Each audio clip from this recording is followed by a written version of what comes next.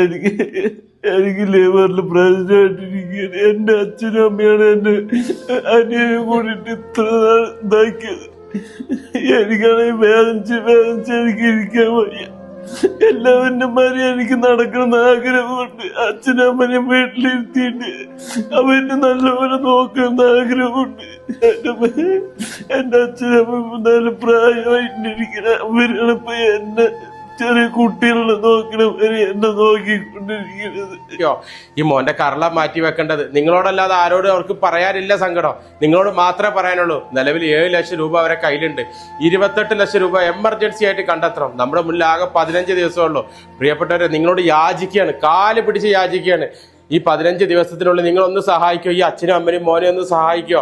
ഇവർക്കുള്ളത് മുഴുവൻ ഒരു വിറ്റതിന്റെ ശേഷമാണ്. ഇവർക്ക് ഇനി ഒരു മാർഗം ഇല്ലാത്തതിന്റെ ശേഷം. എന്റെ മകനെ 33 വയസ്സ് വരെ വളർത്തിയതാണ്. അവനില്ലാണ്ട് എനിക്ക് ജീവിക്കാൻ പറ്റില്ല. എന്റെ ജീവൻ പണി പൊയ്ക്കോട്ടെ. എന്റെ മകനെ ഞങ്ങൾക്ക് കിട്ടണം. ഞങ്ങള് ഈ 10-65 വയസ്സായി ഞാന് എന്റെ മകനെ ഒന്ന് ആരെങ്കിലും ഒരു ഇത് കാണുന്നവര് കണ്ടിട്ട് ഒരു 10 രൂപ. ഞങ്ങള് ഈ എല്ലാ മുതലും നഷ്ടു. ഞങ്ങള് വീടും പോയി, സ്ഥലമുള്ളതും പോയി, ഒന്നുമില്ല, എല്ലാം നശിച്ചു. ഞാൻ ബക്കറ്റ് എടുത്തിട്ട് പിച്ചതുണ്ടാണ്. വഴിനീളെ പാട്ടുവണ്ടിയില് ബക്കറ്റ് എടുത്ത് ഞാൻ റോഡിൽ കൂടെ ഇറങ്ങാണ്. എന്തിനാ? എന്റെ മകനെ കിട്ടാൻ വേണ്ടിയിട്ടാണ്. എനിക്ക് ഉറക്കൂല. ഞാൻ എന്റെ മകന്റെ അടുത്തിരിക്കുന്നില്ല.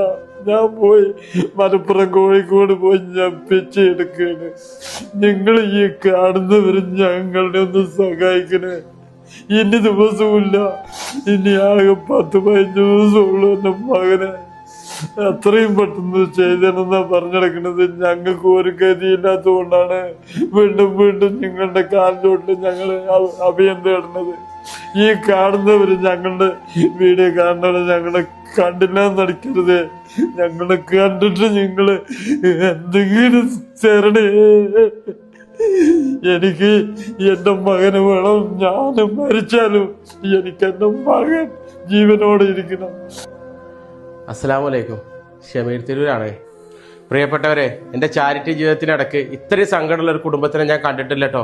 ഈ അച്ഛൻ്റെയും അമ്മൻ്റെയും മോൻ്റെ ഒക്കെ വാക്കുകൾ കേട്ടില്ലേ, നെഞ്ഞൊന്ന് പൊട്ടിപ്പോകട്ടെ. പ്രിയപ്പെട്ടവരെ, നമ്മുടെ വീട്ടിലുള്ളവരെ ഒന്ന് സഹായിക്കുക. പ്രിയപ്പെട്ടവർ, ഈ അച്ഛനും അമ്മയും പറഞ്ഞ വാക്കുകളൊക്കെ വല്ലാത്ത വേദനയാണ്. പ്രിയപ്പെട്ടവരെ, ഈ പൊന്നു മോന് വേണ്ടിയിട്ട് ഈ അച്ഛനും അമ്മയും അവർക്കുണ്ടായത് മുഴുവൻ അവർ വിറ്റുപറക്കിയിട്ടുണ്ട്.